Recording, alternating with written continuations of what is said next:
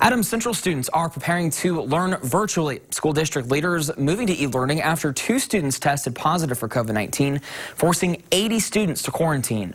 Fox 55's Chris Malooly reports how the school is handling the new challenge.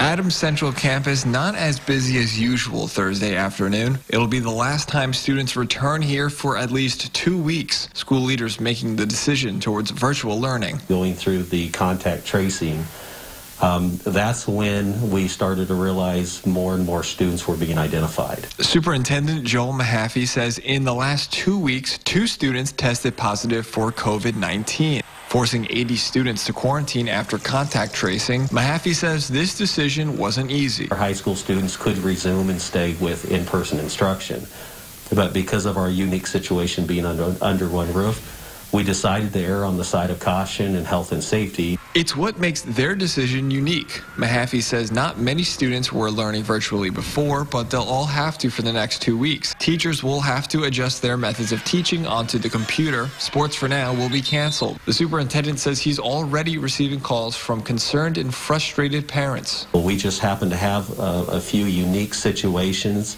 that required significant number of quarantine. He says the decision was discussed with the County Department of Health and school leaders. Their school, compared to nearby ones, had 3 or 4 times the quarantine numbers, and those numbers could rise if in-person learning continued. Help us flatten this curve, get our quarantine numbers to a reasonable level so that we can start in person and hopefully stay in person through the rest of this semester. In Decatur, Chris Malooly, Fox 55 News. A decision on future regular season athletic events, including next Friday's football game, will be decided early next week.